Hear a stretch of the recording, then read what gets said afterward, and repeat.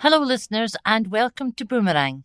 This week it is Team 4 bringing you the news taken with permission from the West Lothian Courier, published on Thursday the 20th of November 2025. And our readers today are Kate, Jackie, Margaret and Joyce. Harry is our recorder and copier, and Joyce and Margaret will organise the distribution of the wallets after this recording. As usual, there will be 4 parts. Part 1 will be general news. Part 2 will include family announcements. Part 3 will include the quiz. And in Part 4 there will be some sports news as well as the answers to the quiz. By the time this recording reaches you, I do hope that the weather has warmed up a bit because we have experienced a right blast of winter recently. Now, let's get started with the lead story this week and Kate. Mum's fury over prisoner release. Pillows out 2 years early after trying to abduct a boy by Jacob Farr and Billy Gaddai. A furious mum has slammed the justice system after the early release of a prisoner who tried to abduct her son from a car park. Andre Peloz attempted to take a young boy away from his mum at the junction of Menzies Road and Gardeners Lane in Bathgate on May 7th last year. The shocking altercation was caught on camera. The 48-year-old was sentenced to a 40-month jail term, but was released after serving only 16 months. He was one of the many inmates released early due to the Scottish Government Emergency Bill, which was passed in November 2024. The bill led to eligible short-term prisoners being released at the 40% point of their sentence instead of the 50% point.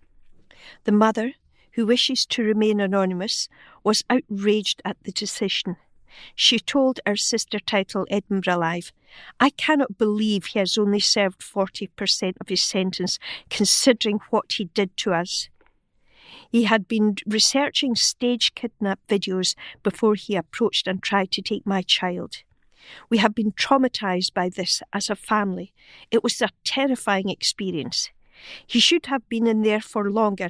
He is a danger to the public and children." The frightened mum had been returning from Bathgate Early Years Centre when her son was approached by Peloz. She was able to record their altercation after the man tried to take the boy by his hand and walk away from him. She wrestled her child back before buckling him into the vehicle. Peloz then pestered her to remove her child from her car. The horrifying ordeal was only halted after a hero worker named Joe stepped in to scare the man away. It was revealed in court drunken Peloz had been watching staged child abduction videos on YouTube prior to his actions. He claimed he wanted to see how the mum would react when she saw her son in danger. In the clip, the woman can be heard trembling as she terrifyingly tried to get Peloz, who had been drinking whiskey, away from her child. The mum added, "We are looking over our shoulder all the time now. There is constant panic and we are scared to leave the house. I worry now he is out. He could target others." Throughout the whole process, we have felt like an afterthought. There is not a lot of help out there for the victims of this crime. The justice system is not serving its purpose, and something has to change. A Scottish Government spokesperson said, "We recognise that the release of prisoners can be distressing for victims of crime, and that changing the release point for short-term prisoners, those serving under 4 years, from 50% to 40%, which came into force in February 2025, has the potential to raise questions and cause concern. We have worked with victim support organisations and SPS on increasing awareness of the Victim Notification Scheme and Victim Information Scheme, which allow victims of crime to receive specific information about the prisoner involved in their case, including their release date. A Scottish Prison Service spokesperson added, "We do not comment on individuals." And in this picture, with two pictures, one of the area where the abduction or alleged attempted abduction took place, and a picture of Andre Pelosi, the man that tried to abduct the boy from Menzies Road and Gardeners Lane in Bathgate. Police officer describes assault. A police officer has described how he was attacked by a jogger after asking him to help with an investigation. Constable Darren Gallagher was searching a canal path in Broxburn, West Lothian, for a woman who was threatening to harm herself and thought the runner might have seen something. However, instead of providing assistance, the runner punched the cop in the face in an unprovoked attack. Darren called for backup and the man was arrested. However, the PC later discovered the charges had been dropped against the jogger. He said, "I'm walking on my own and I saw him coming towards me. I said, 'Can I just stop and have a word with you?' And he pushed me with two hands. I told him if he did it again, I'd arrest him, and he punched me. He caught my left ear and dislodged my earpiece. This was a totally unprovoked attack. I was looking for a vulnerable member of society on a canal path and asking him to stop for 2 seconds. The attack in 2023 followed a previous incident when Darren stepped in when a fight broke out in a pub while he was off duty. He was bitten on the chest, but the man charged with the assault was found not guilty. Darren added, "I have twice stepped in to protect others, once off duty and once while searching for a suicidal woman. Both times the justice system made me feel like my safety did not count. It comes as we report that a record number of cops were attacked last year by members of the public, according to a shock new report. Figures released by Police Scotland under Freedom of Information show that police assaults are at a 10-year high. In 2024, there were 8,068 attacks compared to 6,344 in 2015, a rise of almost 30%. The figures for last year are also higher than the 7,971 cop attacks in 2023 and 7,460 in 2022. Buyback scheme funding increases. Housing officers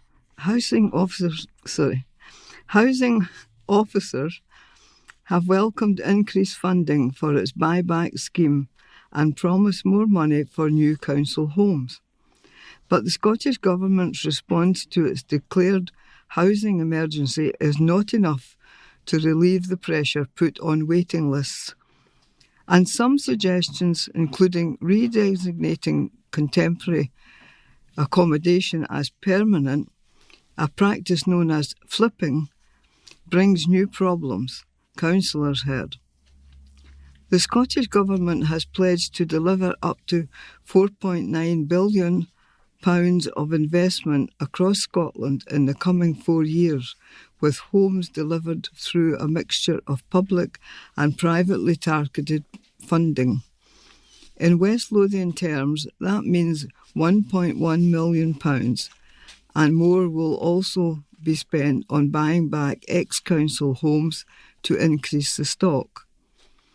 In a report to the Housing Services, PDSP Marjorie Mackey, the councillor's Housing Strategy and Development Manager, said, "The additional funding and funding certainty for affordable housing is to be welcomed. However, there remains considerable pressure on both registered social landlords and the council to source funding to match the grant through the Affordable Housing Supply Programme, whilst keeping rent increases to a minimum to enable more affordable housing to be developed in West Lothian." Mrs Mackey added, that additional funding to tackle homelessness was needed. Chair of the committee, Councillor George Paul, added, "What concerns me is the action of flipping accommodation from temporary to permanent. This has been kicking around since Kevin Stewart was Housing Minister. If that happened, there'd be no temporary accommodation left, and we would be in some problem here." West Lothian has around 400 homes used for temporary accommodation. Sarah Kelly, the council's housing needs manager, told the meeting, "The issues that would be experienced as a result of flipping are twofold. The first issue it causes for us is the replenishment of flipped stock." Ms. Kelly explained that flipping only works in areas where there is a consistent throughput of letting properties. In West Lothian, the number of void or empty homes has diminished year on year. If the council flipped 200 of its homes held as temporary lets, it would take several years to build up the housing stock to replace that number. Secondly, the practice also reduces choice. Homeless people are offered temporary tenancies under the council's duty to provide a roof over their heads. It may not be in an area where they would choose to live, and if their tenancy was flipped to become permanent, they could apply for a transfer and be back on the housing list. Councillor calls for more testing on drug drivers by Stuart Somerville.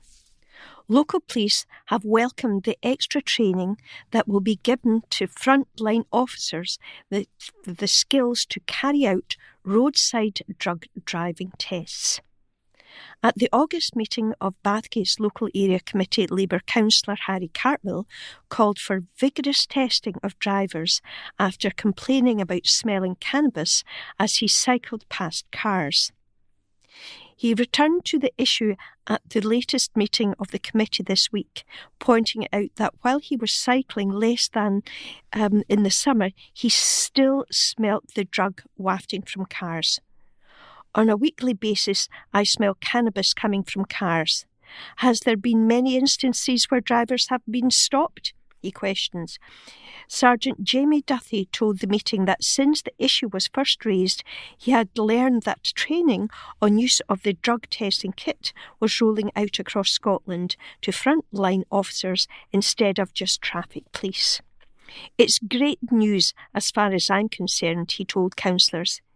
He assured the meeting that there had been an increase in the numbers of people stopped on suspicion of drug driving and an increase in the numbers arrested and taken to the police station for blood tests.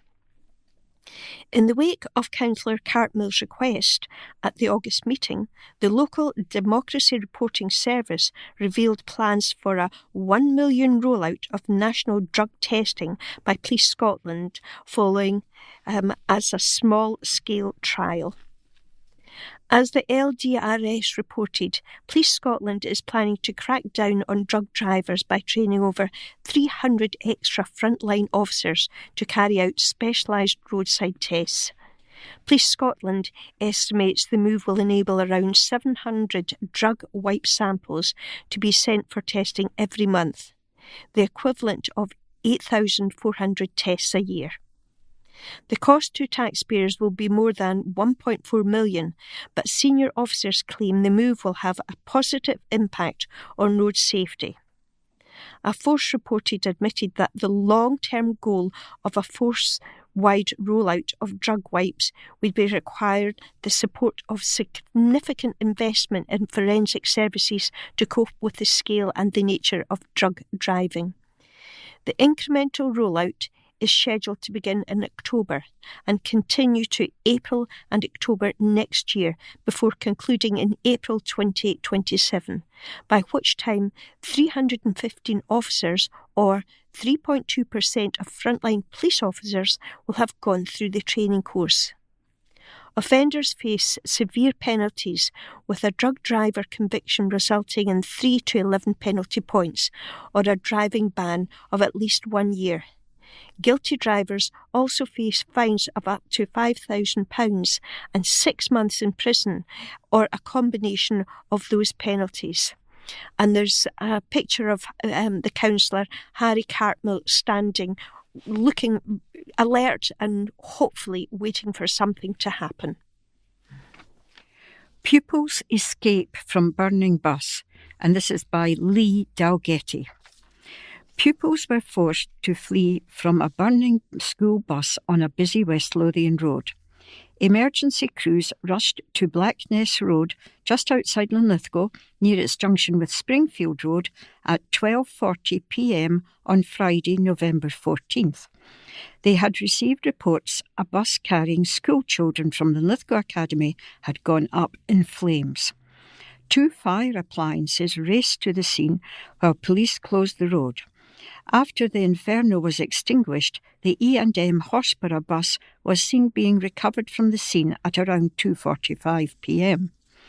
Images show the double-decker vehicle with its back badly burned by the flames and windows gone. Its lower deck also appeared to be damaged with parts of the engine visible. West Lothian Council has confirmed there were no casualties and everybody on board was collected in another vehicle to complete their journey. A spokesperson for the council said, "We are aware of a school bus fire earlier today, November the 14th, in the Springfield area of Linlithgow. This was a Linlithgow Academy school bus which was taking pupils home.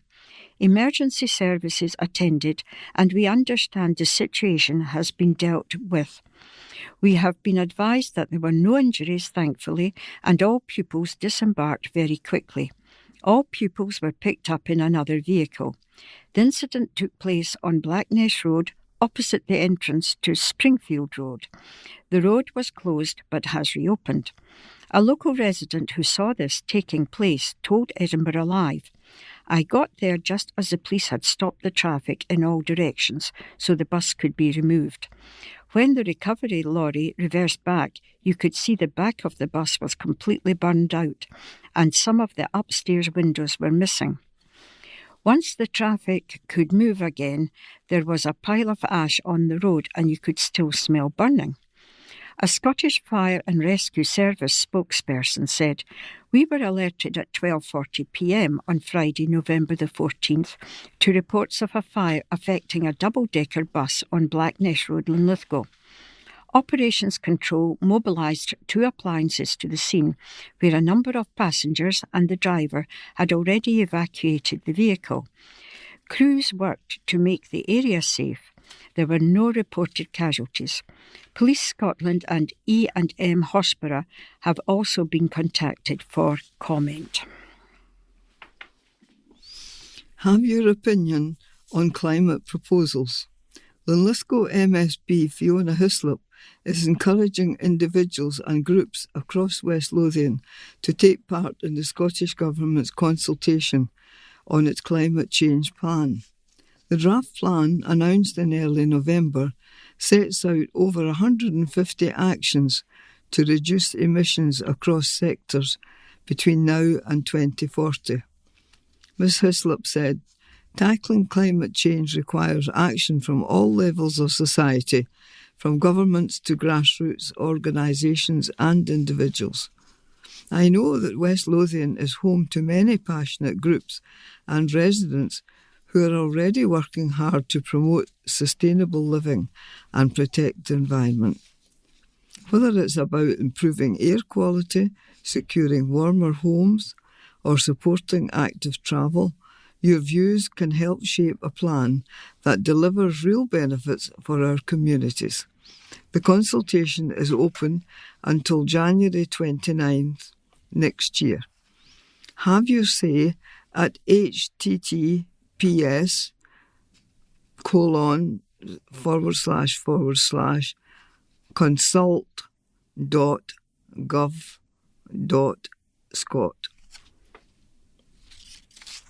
Living Wage Welcome from MSP by Ross Thompson.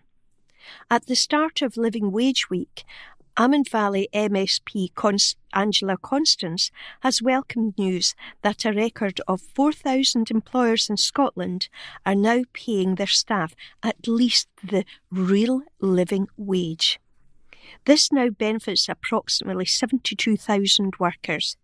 The real living wage is calculated according to the actual cost of living, and it is distinct from the UK government's minimum national living wage. Employers who pay it do so voluntarily, with the current rate set at £13.45 an hour. The Scottish Government requires organisations receiving public grants to pay the real living wage, a policy that has helped thousands of people receive fairer pay.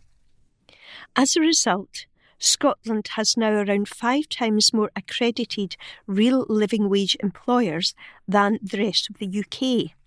Miss Constance said, "Fair pay is essential to keep people out of poverty, and the real living wage ensures that salaries keep pace with the rising cost of living under this Labour government." It's fantastic to see more and more employers here in Amman Valley and across Scotland making the commitment to pay the real living wage. Not only does it help workers manage the cost of living, it also boosts staff motivation, improves retention, and strengthens local economies, creating a positive cycle of growth. I would encourage even more businesses in Amman Valley to recognise the benefits for both employees and employers by signing up.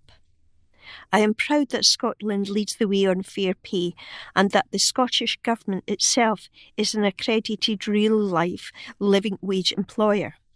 It's time the UK Government followed the Scottish Government's example and made the real living wage a reality for all. We have now come to the end of Part 1, and in Part 2, family announcements will be included. Welcome to Part 2, and we will begin with the family announcements. There are 2 this week, and they are both deaths.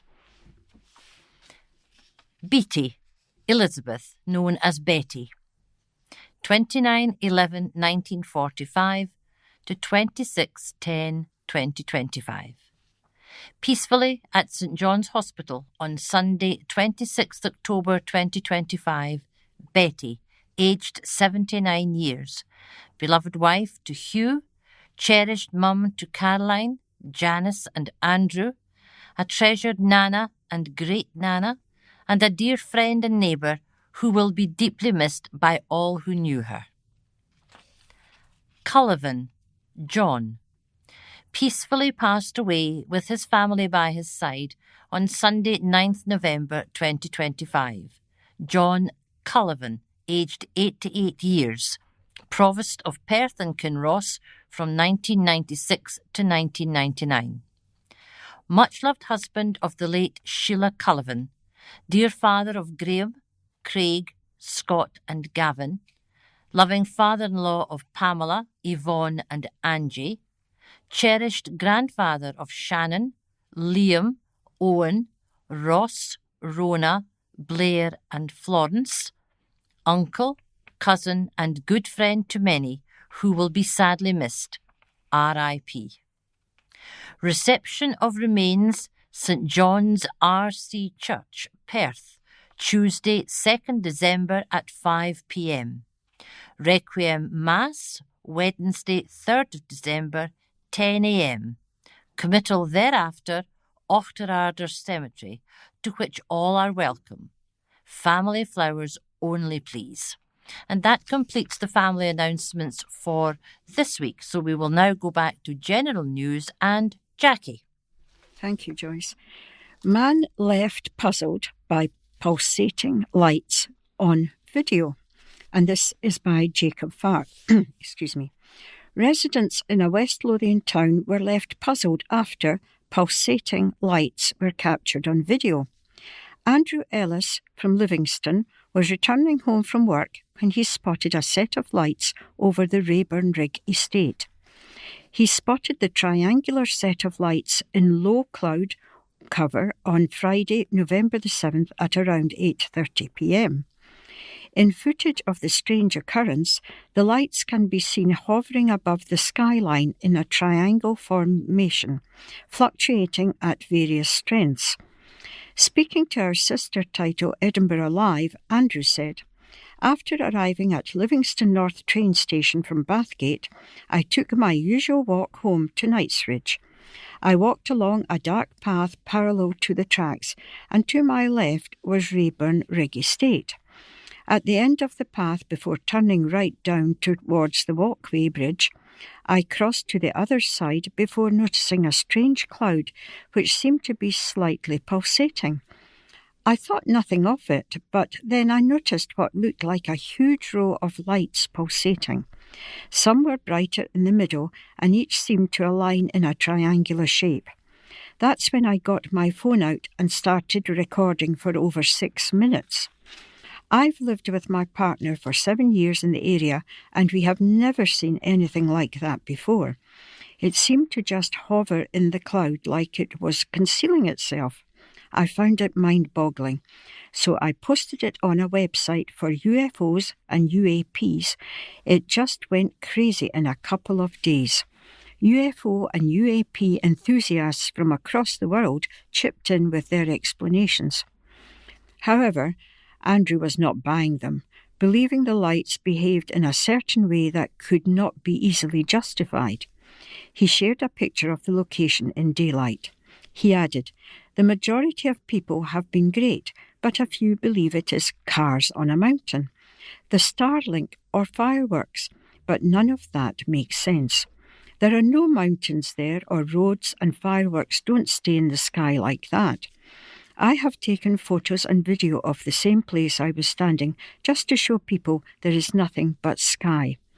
If it can be explained, then that's great. I'll accept it. However, I know it's none of the things people are saying it is.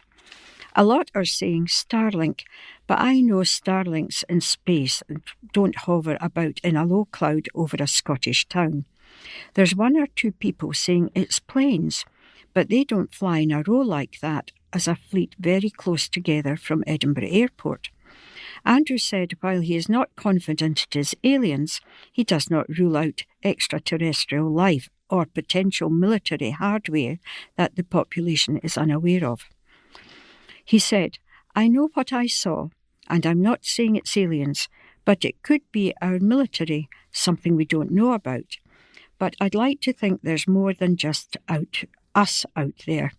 I think it may be more crazy to think we're alone in an unmeasurable, ever-expanding universe. In my opinion, the odds would suggest otherwise." Enjoy Santa Paws Christmas event. This year, include your 4-legged family members in the Christmas fun with Dobby's Santa Paws, an event specifically designed for dogs at the Livingston store. Dogs taking part in Santa Paws will get the chance to meet Santa and his elves, take part in a sniff-ary activity around the garden centre, capture a special memory with Santa Claus before receiving a gift for being a good pup. On booking tickets at dobbys.com for the experience at the Livingston store, customers can choose to make a donation to the Dogs Trust, the largest dog welfare charity in the UK. Dogs Trust are recommending this activity to owners as it gives dogs the opportunity to decompress, make their own decisions and build their confidence in a friendly setting. Dogs are warmly welcome at Dobby's Livingston store and are always encouraged to join in all of the festive family fun. Customers can also book tickets for children at Santa Paws so the family can experience Christmas together. Dobby's events programme manager Aisha Nixon is very excited to welcome dogs and their families along to Dogs Livingston store this Christmas. She said, "Our customers love to spoil their pooches, and Santa Paws is a great way to do just that." Our Santa Paws event has grown in popularity in recent years, and we're looking forward to welcoming even more four-legged friends back this year to join in all the fun. With the addition of a children's ticket, the whole family can spend quality time together and take part. The Santa Paws experience is priced at £10.50 to £12.50 per dog and starts on November the 29th, running through to Christmas Eve. Tickets for all events and experiences at the Livingston store are on sale now. To learn more about the Christmas events and make a booking, visit dobbies.com/events. Parents win fight over school plan by Stuart Somerville. Parents in a West Lothian village have won a concession to consider a new high school for their rapidly expanding community. A 2-hour debate in the council's education executive led to the ruling Labour minority-led administration, including the opinion in an upcoming consultation. Welcoming the change, the opposition SNP group said Labour had caved in the face of a powerful parent-led campaign for a new East Calder High School. The party's own amendment calling for a much deeper commitment to a new school was defeated. Chair of the Executive Council, Andrew Maguire, said the meeting lost sight of what councillors were being asked to decide. He accused the SNP of political posturing, adding the opposition had never in 9 years promoted plans for a new high school in the village. The council plans to ask parents for their views on sending Calderwood children to either Winchborough Academy or the James Young High School in Livingston as part of planned exchanges in 2 years' time. A deputation led by Niamh Barton Maynard brought detailed questions over the lack of consultation with local families, many of whom bought homes believing a new high school would eventually be built. A site for a school had been earmarked. She questions the legality of the council using developer contributions to fund an extension of West Calder High School to then stop Calderwood children attending. She said the local community council had been excluded. The narrow framing of the proposed consultation means the community that they represent has no formal route to comment on or engage with the council prior to decision not to proceed with an East Calder High School. That exclusion meant the process cannot be democratic, she said. Mrs. Barton Maynard told the meeting that many parents left and felt angry at being represented with such a binary choice of the Winchborough or Livingston option. She said the decision taken provided only short-term answers, as both Winchborough and the James Young schools would likely have to be extended. Education Planning Officer Andrew Cotton told the meeting that a decision to build a new high school would be one for the full council rather than by council officers. While a new school had been included as a potential option in the local development plan as far back as 2009, no decision had been taken. Officials said that a new high school could potentially cost 80 to 90 million, whereas an extension to existing schools would be in the region of 25 million. The funding of new schools at Winchborough had happened because development plans for that core development area were in place at a time when funding could be secured through Scottish Government. Section 75 developer and wide funding could also be brought into place. After a break, the Labour group brought back a motion which proposed to include 2 further options: an East Calder High School and 2, a West Calder High School. The SNP amendment put forward by Councillor Veronica Smith called for officers to undertake a transparent study to determine the feasibility of a new East Calder High School that takes into account the future developments within East Calder and the surrounding communities to 2036. It called on the council to provide a range of costings for a new East Calder High School, the cost of an extension to James Young High and Winchborough High School, as well as the school transportation costs for each option. Seconding the amendment, Councillor Moira McKee-Schmelt expressed welcome and surprise at Labour's motion, suggesting the party had caved in. Conservative Peter Heggie said the motion meant we are not that far apart.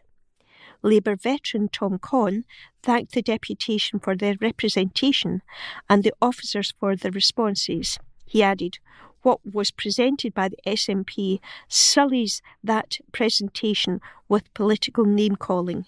Labour's motion won by 15 votes to 5.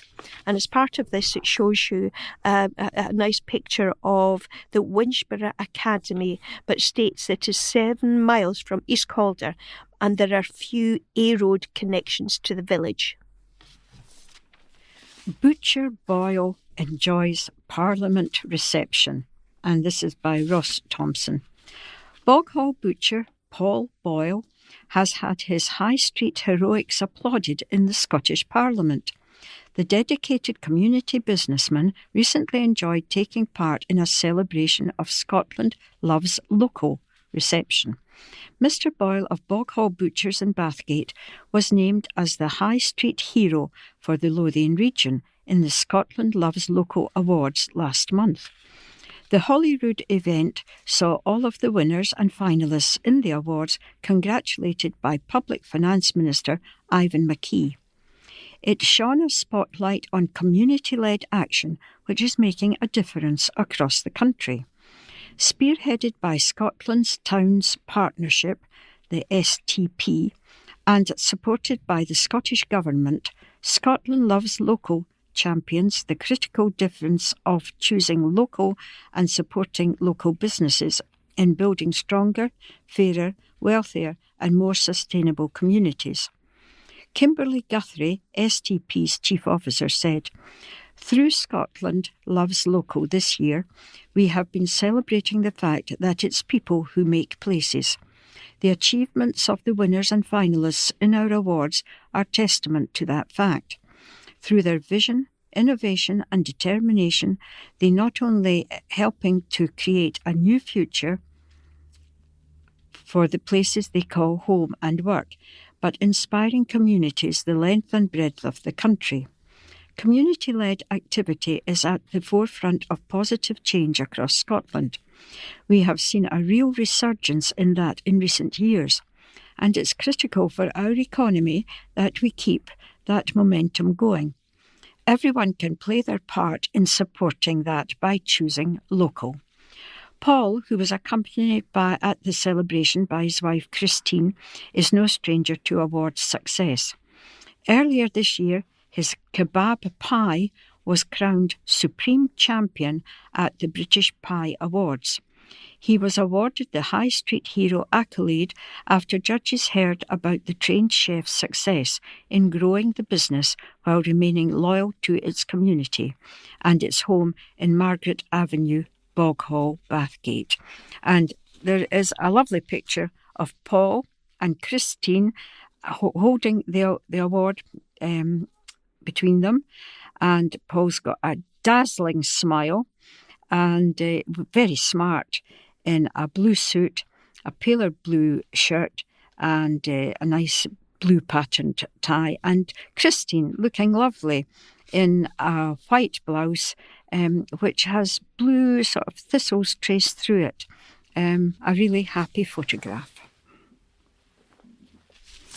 New website and app to help diabetic kids. This article is also by Ross Thompson. A website and app supporting children and young people with type 1 diabetes has been rolled out across Scotland.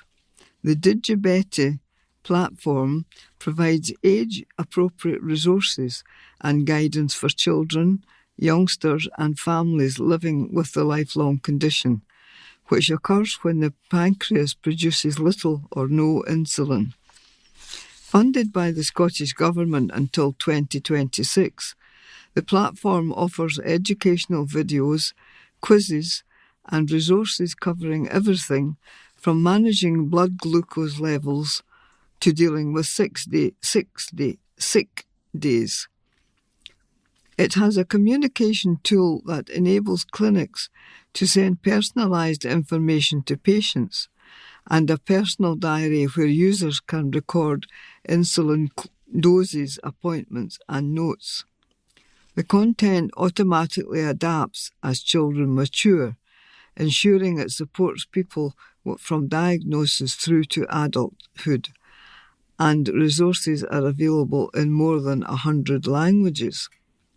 The Digibeti app is now being used by more than 3,000 people across Scotland, following a highly successful scale-up programme.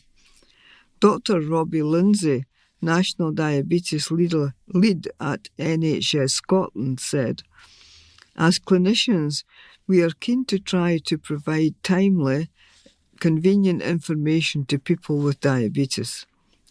From discussion with paediatricians in Scotland, they have been delighted to see this innovative approach and value future use of Digibeti. There are about 4,500 children and young people living with type 1 diabetes in Scotland. Some children are being diagnosed as young as 2, placing responsibility on patients and carers to understand and manage the condition. Data from the pilot phase found 100% of clinicians surveyed wanted to continue using the platform, citing significant time savings as they no longer needed to create individual educational resources. Parents and young people also praised the app's accessibility and the reassurance it provided, particularly during critical transition periods such as moving from paediatric to adult care. Poynton welcomes plans to cut red tape by Ross Thompson. Livingston MP Gregor Poynton has welcomed the UK Labour government's announcement of a major drive to cut business red tape, saving firms across the UK nearly $6 billion a year by the end of the Parliament. The measures were unveiled by Chancellor Rachel Reeves at the first ever Regional Investment Summit, where she set out plans to scrap unnecessary paperwork, speed up planning processes and reduce administration by 25%, a key commitment in the government's modern industrial strategy. The crackdown will simplify corporate reporting rules for over 100,000 firms, cutting needless form filling for small enterprises like cafes, start-up businesses and microbreweries. Mr. Poynton said, "Business owners across the Livingston constituency and West Lothian tell me time and time again that excessive bureaucracy holds them back. That's why I'm delighted to see this UK Labour government taking real action to cut red tape and help local firms grow. Saving businesses hours of unnecessary admin means more time spent serving customers, creating jobs and driving investment here in our community." At the Birmingham Summit, the Chancellor also announced over $10 billion in new private investments in projects across the UK, creating jobs and prosperity for working people. The government will also invest millions more in regional projects to boost productivity and growth, a central part of its plan for change. Business and Trade Secretary Peter Kyle said, "A central part of our industrial strategy is slashing needless red tape that blocks business growth. And today, is precisely about that. We are backing Britain, backing British businesses to thrive and grow, and as part of our plan for change, these changes will boost jobs and grow the economy. We have now come to the end of Part 2, and in Part 3 there will be the quiz to look forward to. Welcome to Part 3, and we will begin with the quiz. Question 1. What does an anemometer record? Is it wind speed, rainfall, or air pressure? Question 2. Which colour snooker ball is worth 2 points? Is it the brown one, the green one, or the yellow one? Question 3. By what name is professional wrestler and actor Terry Bollea, that's spelled Bollea, better known? Is it Hulk Hogan, or Triple H, or The Rock? Question 4. What is the capital city of North Korea? Is it Pyongyang, Ho Chi Minh City, or Seoul? Question 5. By what name is diplopia, Diplopia, diplopia, more commonly known? Is it double vision, colour blindness, or tunnel vision? And question 6. In which sport do amateurs compete for the Walker Cup? Is it golf, bowling, or sailing? Those are the questions for today. Good luck with those. And now we will continue with our general news and Jackie. Memorial and carol service. Anyone missing loved one during the festive season is invited to join West Lothian Crematorium's Christmas Carol and Memorial Service for some comfort and company. Whether they are living in or visiting the communities around the crematorium, they are welcome to join the event, which takes place on Wednesday, December the 10th from 6:30 p.m. No advance booking is required. During the service, visitors will be able to see an image of their loved one displayed as part of a memorial slideshow. They can also write personal messages onto tags for hanging on the crematorium's Christmas tree and use the site's white memorial postbox for sending a Christmas card to their loved one. If they can't make it in person on the evening, the service is being streamed live online and can be viewed for several weeks afterwards. West Lothian Crematorium is part of Westerly Group, one of the UK's largest independent owners and operators of crematoria and cemeteries, with 42 sites in England, Scotland and Wales, and which is trusted by more families than any other provider to deliver funerals for their loved ones. All its crematoria are set within beautifully landscaped gardens of remembrance and cemeteries which provide peaceful places for people to visit and reflect, while benefiting from exceptional care and support from its teams. Manager Carol Ray said, "Our Christmas service is open to anyone and everyone, regardless of whether you've ever attended a funeral here before or have a memorial to a loved one in our grounds. We know that during this time of year, the loss of a loved one can be particularly poignant. Our service is a meaningful way to bring people together in leading up to Christmas and finding comfort in remembering their loved ones in company with others. If anyone would like an image of their loved one to be included as part of the slideshow during the service, they should email a digital photo to westlothian@westerlygroup.co.uk by no later than Wednesday, December the 3rd, using the heading Christmas Service Slideshow. Those who are unable to attend in person but who would like to watch the service online can watch it by visiting Now I'll spell the next one, it's all lowercase, OBITUS.co.uk. westlothian.com, and then inputting the username West Lothian and the password Robin. The event will be available to see on the Watch Again service using the same link and login details as above for 28 days from Friday, December the 12th. For more information about West Lothian Crematorium, the exceptional care and services offered to local people, and regular events that take place there, visit www.westlothiancrematorium.co.uk. Teachers training in bid to stop violence. This is an article by Ruth Suter. Self-defence training has been rolled out to teachers in schools amid a youth violence epidemic. All school-based staff in West Lothian have been undergoing MABO training designed to de-escalate conflict and reduce the need for physical force in potentially dangerous or hostile situations. The move comes shortly after Scotland was named as having the highest rate of violent injuries to teachers in the UK.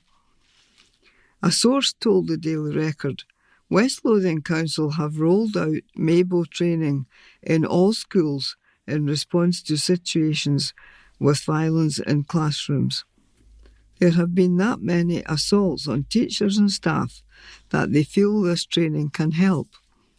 It's designed to manage conflict and safety through a combination of verbal, non-verbal and physical strategies, but it doesn't make anybody feel any safer. Some people have been turning up to their job in protective clothing because they don't know what they'll face day in, day out. Staff are being hit, chairs are being thrown at them, they're being bitten, kicked and scratched. I don't think this training will scratch the surface. GMB, which represents some of the school staff in West Lothian, said the self-defence training fails to get behind the root of the problem. Keir Greenaway, senior organiser in public services, said, "Of course, school staff must be trained in how to protect themselves and others in potentially violent situations.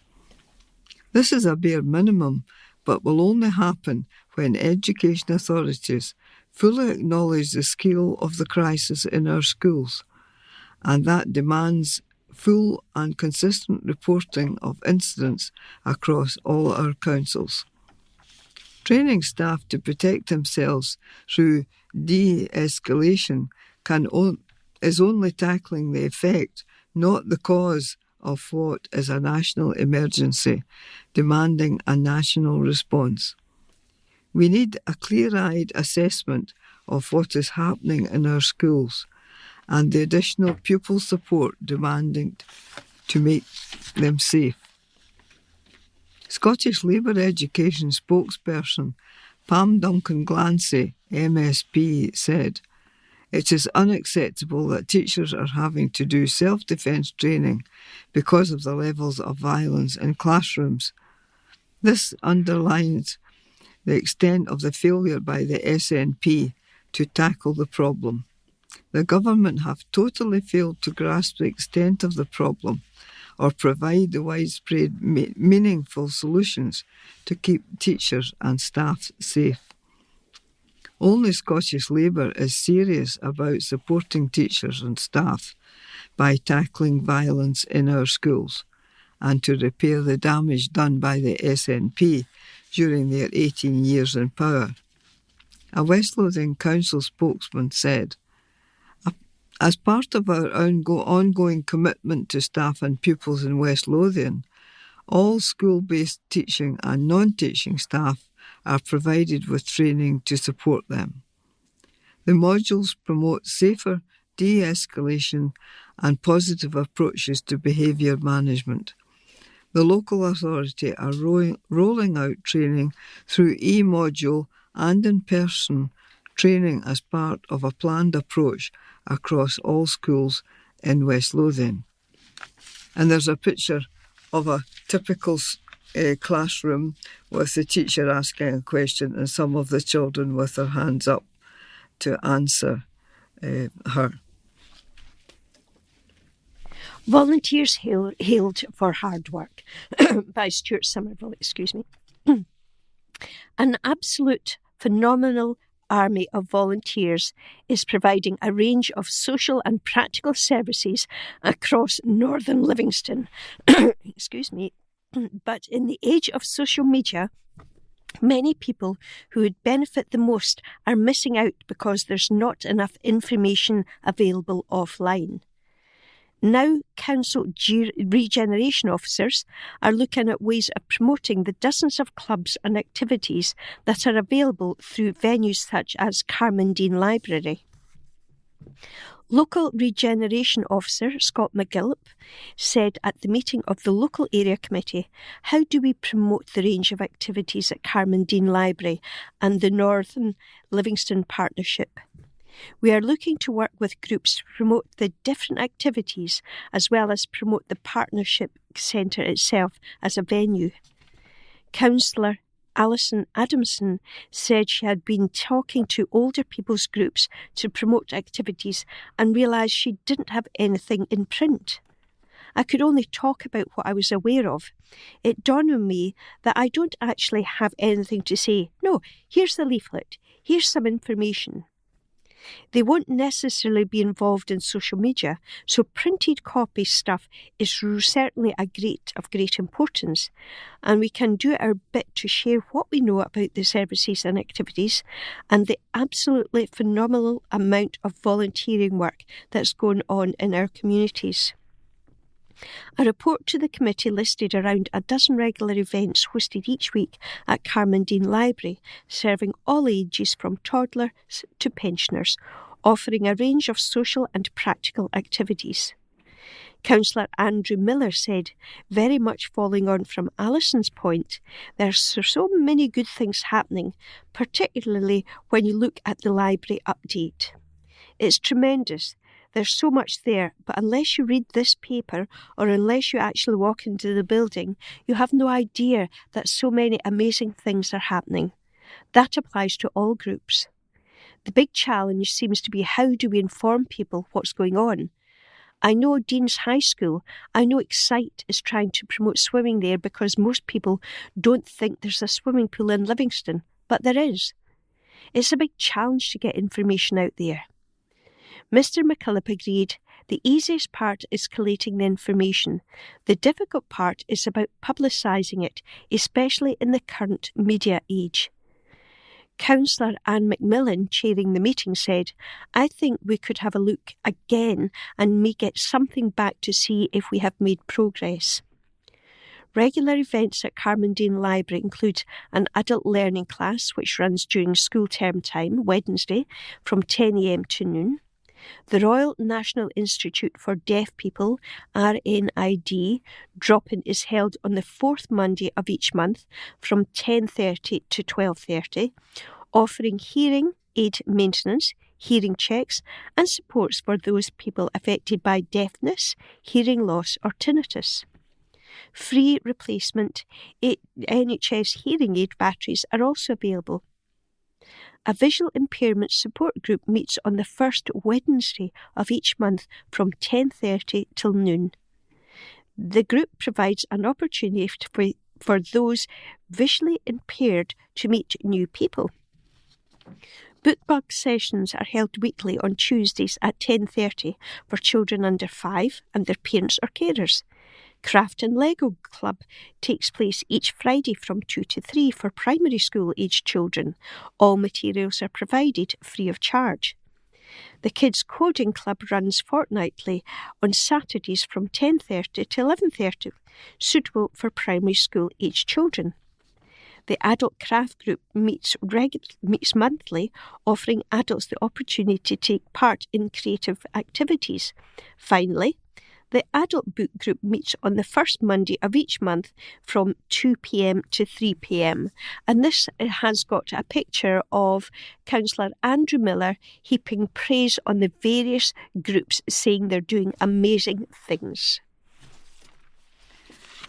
The heading here is Checkmates for ASA, and check is spelled CHEQUE. West Lothian-based charity ASA Scotland proudly donated £500 to Sunflower Scotland to support Ukrainian soldiers and civilians caught in the ongoing tragedy of war. Every day, thousands of Ukrainians are being killed or wounded by Russian rockets and drones. Since the invasion began, Sunflower Scotland volunteers have tirelessly driven humanitarian aid across Europe to reach those in desperate need in Poland and Ukraine, delivering clothes, medical supplies and hope. Many soldiers have suffered life-changing injuries, losing limbs and lacking even the most basic necessities such as clothing, toothpaste, razors and pain relief. Thousands of children are now orphans and countless families have lost everything. ASA Scotland charity is now calling on the public to support this urgent humanitarian effort by helping provide essential supplies and medicines to those most affected. ASA Scotland Charity Secretary Tommy Davidson said, "We cannot turn away from their suffering. Putin's aggression must be stopped. Together we stand with Ukraine. Together we stand for peace, dignity and humanity." Chairman of Sunflower Scotland, Oleg Dmitriev, added, "On behalf of Sunflower Scotland, I would like to sincerely thank ASA for their very kind donation." And there's a photograph here of ASA handing over the cheque to the Sunflower representatives, and they're standing under the Ukraine flag, national flag, and under the Saltire for Scotland. Budding law students get helping hand. Pupils from Inverarmon Community High School in Livingston, considering careers in law, were given a first-hand insight into the field. The school recently welcomed former Inverarmon pupil Anais Adams, a qualified solicitor with law firm Gillespie McAndrew, back recently. Anais provided a group of pupils with informative, in-depth presentation and a question and answer session about application processes, graduate law programmes and the day-to-day life within the legal profession, which was extremely well received by the pupils. The event was part of Inverarmon's commitment to the developing the young workforce policy, where young people are able to link their learning to the world beyond school and to career pathways at all stages of the curriculum. Inverarmon head teacher Hamish Shanklin said, "We are delighted to have so many links with industry that allows staff to collaborate with professionals working in the career pathways that our young people aspire to. The school has a long-standing relationship with many local and national companies and enterprises, which allows young people to be inspired and seek advice as they work towards their own career goals and aspirations." And there's a picture of all the pupils who have gathered together. There's about 9 of them, boys and girls, and a picture of Anais and the head teacher themselves. Buzzing with excitement over nationwide campaign by Ross Thompson. From handmade hug stations and kindness cards to seed planting and smile challenges, children at Busy Bees Nursery in Livingston were buzzing with excitement. The children took part in their very own Kindness Swarm, a joyful nationwide campaign created by Busy Bees to inspire 250,000 acts of kindness and raise vital funds for the BBC Children in Need. Across more than 350 nurseries in the UK's largest early years provider, is encouraging its 47,000 children, educators and colleagues to complete 6 thoughtful acts each, from sharing toys and helping friends to giving back to their local communities. The campaign is part of Busy Bee's ongoing partnership with BBC Children in Need, supporting charities Challenge Yourself to 25 initiatives. The partnership encourages children, families and staff to make a positive difference one act at a time. To date, Busy Bees has raised over 110,000 for BBC Children in Need, bringing comfort, opportunity and laughter to children and young people across the UK. This year, the Great Kindness Swarm aims to raise even more to support these who need it most. Chris McCandless, European CEO of Busy Bees, said, "We're proud to see our Great Kindness Swarm buzzing around the country.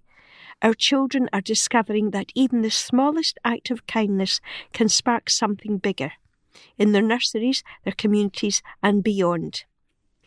Every Busy Bee taking part is helping to create a brighter future and make a real difference for BBC Children in Need."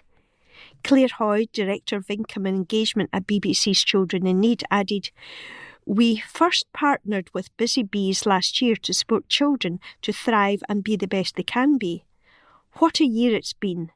From Giggle-a-thon to the Greatest Kindness Swarm, Busy Bees has been raising the bar on fun and creative fundraising. We are so thrilled to be working with Busy Bees again for this year's appeal and look forward to seeing children and families across the UK get involved with this wonderful initiative." And actually, this goes along with 5 or 6 wonderful pictures, and it's of the full adult-size Busy Bees, and they are clad in their big yellow head and their black and yellow outfits, creating a buzz. And the children are listening to them tell a story in one. The children are showing the huge bees how to play with Play-Doh. In another one, they are sharing their artwork. And in the final one, the children are actually giving the bees and what looks like a huge big yellow bear, might be Pudsey, they're giving them a cup of tea and a warm smile. Grant success. Stuart Somerville. A new work experience grant set up by West Lothian Council has brought long-term success for 2/3 of those who have taken part. Now the Council is keen to encourage private industry to take up the new Employment Pathway Grant as a way connecting job seekers to careers in the county. It is one of several successes of the Council's Access to Employment team in the last year. George Scott, the Council's employability manager, told councillors, "Following the successful delivery of paid work placements last year, we have launched an Employability Pathway Grant this October. Last year, we supported both third sector organisations and businesses to create and support 40 3-month work opportunities in a 6-month period. Evaluation demonstrated that 78% of participants moved into a positive destination, with 73% into employment and 5% into education." We have now come to the end of part 3, and in part 4 we will tell you the answers to the quiz and some sports news will be included. Welcome to part 4, and we will complete our recording today with some sports news from the Courier, but first of all, the answers to that quiz. Question 1. What does an anemometer record? Was it wind speed, rainfall or air pressure? It's the wind speed. Question 2. Which colour snooker ball is worth 2 points? That would be the yellow one. Question 3. By what name is professional wrestler and actor Terry Bollea better known? He's better known as Hulk Hogan. Question 4. What is the capital city of North Korea? That would be Pyongyang. Question 5. By what name is diplopia more commonly known? That's another name for double vision. And the last question. In which sport do amateurs compete for the Walker Cup? That's golf. So I hope you did well in that quiz today. And now we will move on to some sports news with Margaret. Big clash at Summit for Rose. Linlithgow Rose boss Gordon Herd says his players will go to Lowland League leaders Clydebank on Saturday, full of belief that they can get a victory that will cut the gap at the top to just 1 point.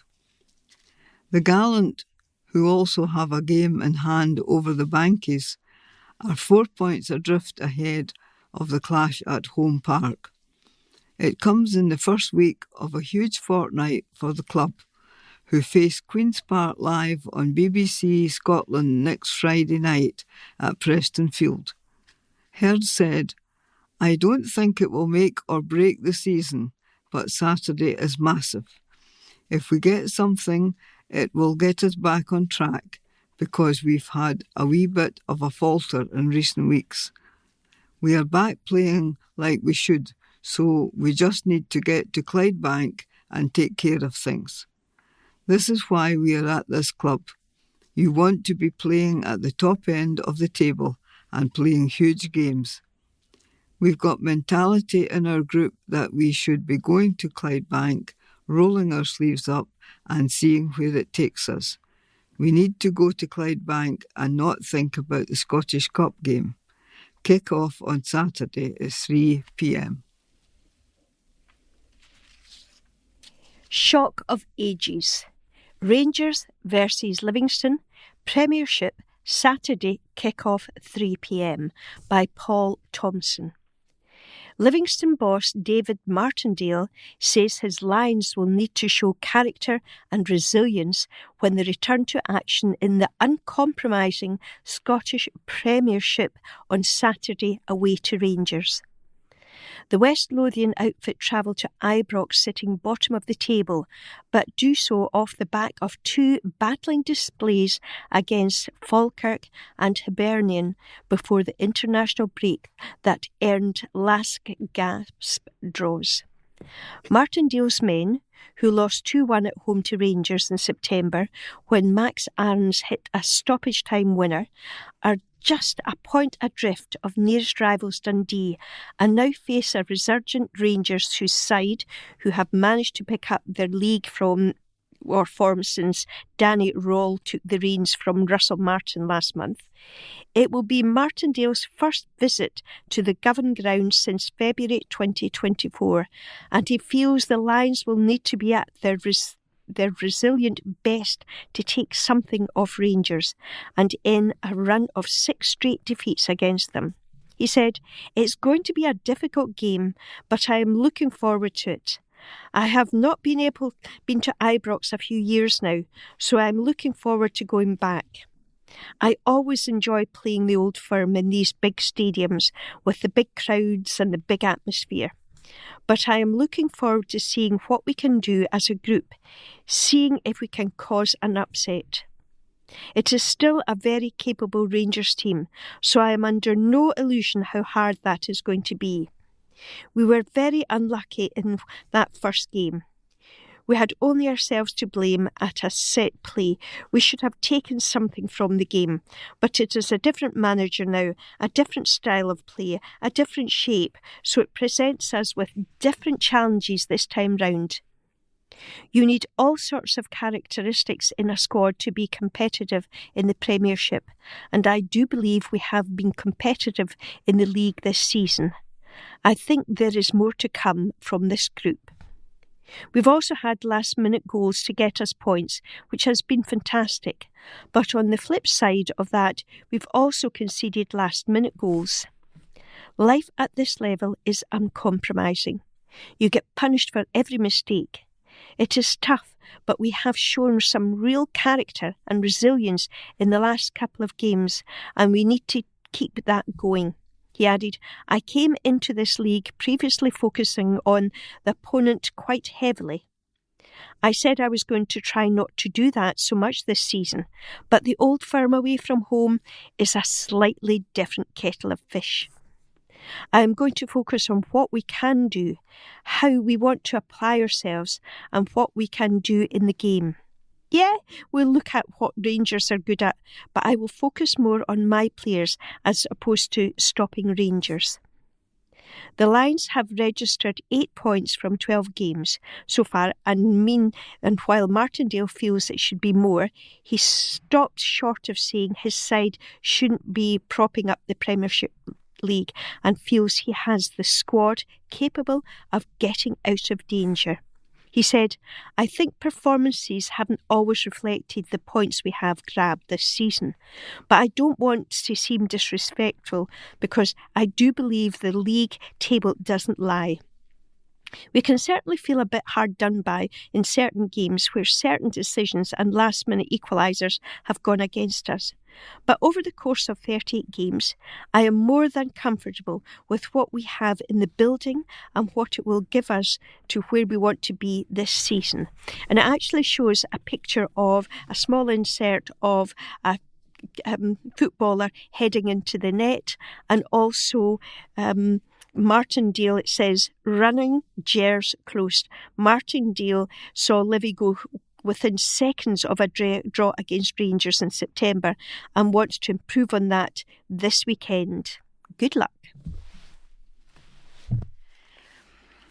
Now, this article, and I'm sorry for interrupting the sports news, is headed "Anger Over Disgusting Properties," and it's by Stuart Somerville.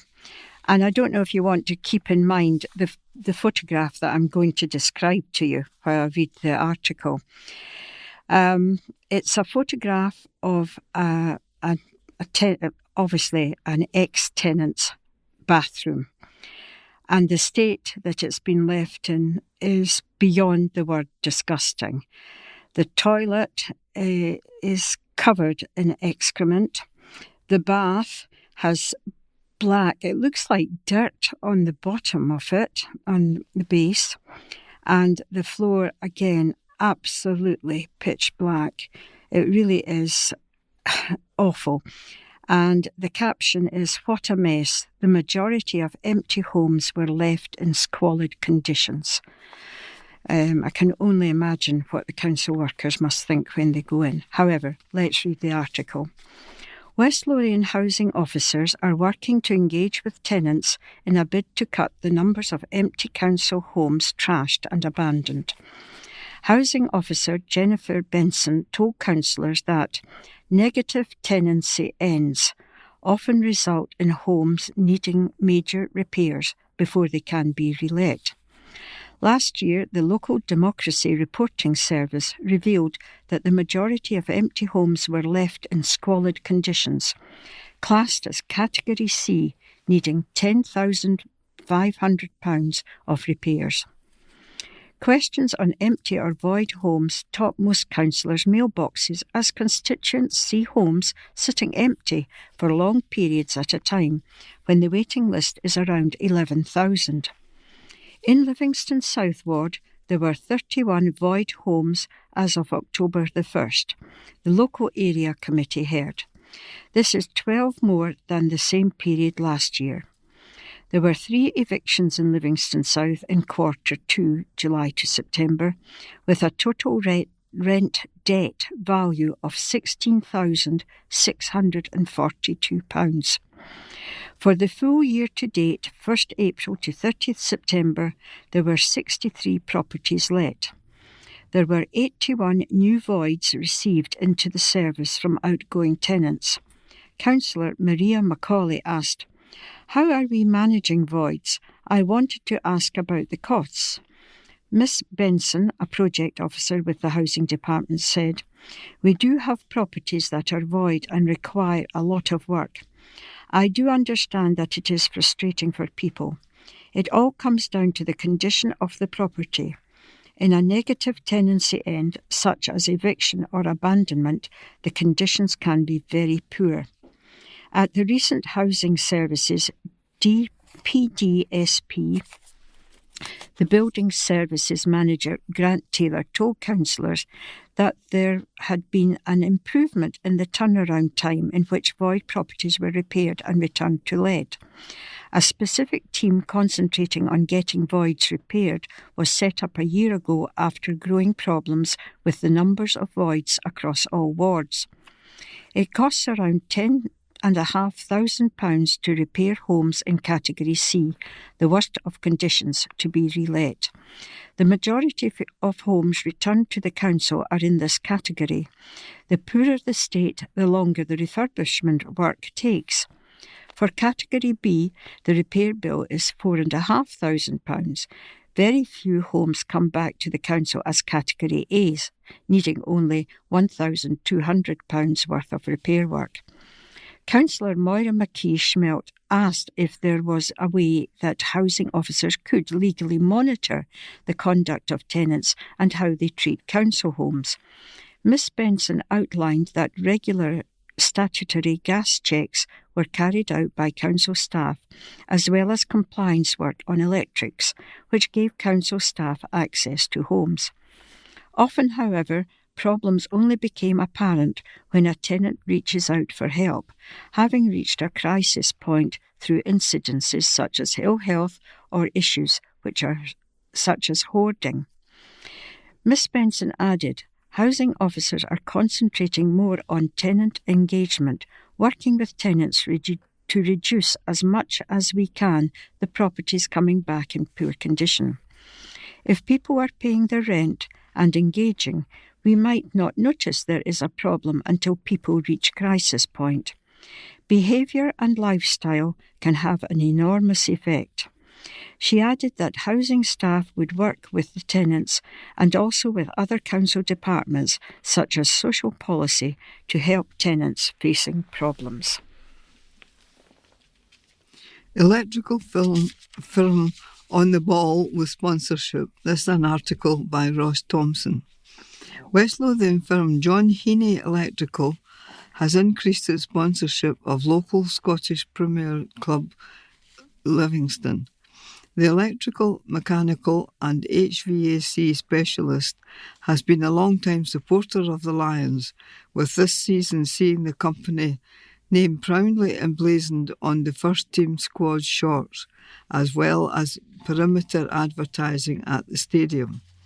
JHE, which provides mechanical and electrical installation services across Scotland and Northern England, has now further strengthened its ties with the top flight outfit by sponsoring the plinth, which holds the match day ball in front of the main stand.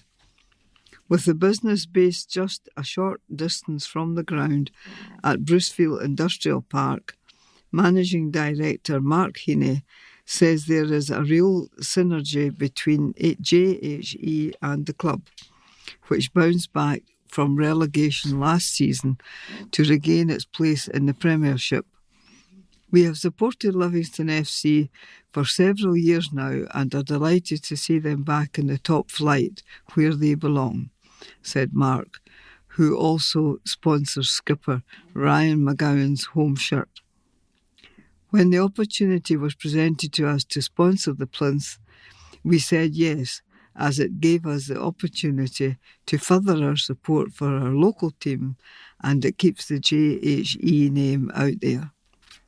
Welcoming the backing, Livingston FC Chief Operating Officer David Black says, with our previous ball plinth having seen better days, an upgrade was much needed, and alongside our 30th anniversary club badge, the JHE logo will take pride of place on each side of the stand.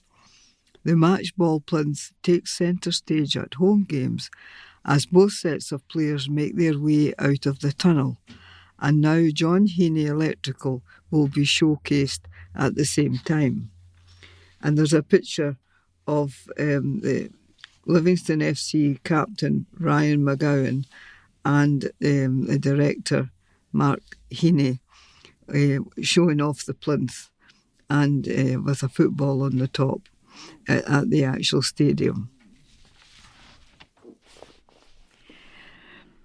Brock's boss. It's the toughest division yet, and this is by Paul Thompson. Broxburn boss John Miller reckons the Lowland League is the most competitive it has ever been as his side prepares for another big dash at the top end of the table. In an exciting fifth tier this term, Clydebank lead the way on 39 points, sitting 5 clear of second place Linlithgow Rose, who have a game in hand, while Brox are also level on points with Rose, but sit third in the standings due to goal difference and have played a game more than their local rivals. Below them, Trinent sit fourth, just 1 point behind, while Saturday's opponents Bonnyrigg are 5th and 4 points behind Brox, with a game in hand. It all makes for an intriguing title tussle, and Miller says he hasn't known it to be as close. He said, "It is a massive game for us on Saturday. I think Bonnyrigg and Trinent are the form sides over the last few games. The Lowland League is far and away the strongest it has been. The league is really competitive. Bonus United, 6th on 29 points, have gone on a great run as well, and there are a number of teams capable of going on a run and getting themselves up the league. Every game is really difficult, and if you are 10% off your best, you normally get beat. Brox did their hopes no harm in their last outing, stunning the Bankies with a 2-1 win at Alban Park. Miller dismissed their title chances after the match on November 8th and admits he was just happy to see his side atone for a 1-0 defeat away to Cumbernauld Colts on November the 1st. He added, "We weren't quite at it against Cumbernauld the other week. We were good in possession and kept the ball for long spells, but we didn't create a huge amount. We were a bit blunt in the final third, so it was great to rectify that against Clydebank." And that story brings us to the end of our broadcast for this week. We hope that you found it enjoyable and informative. Please put your memory stick back into the blue wallet, change the address label and pop it into the postbox. Remember that our wallets should only be posted in a postbox and not taken to a post office. Until next time, take care, stay safe, and very best wishes from Team 4.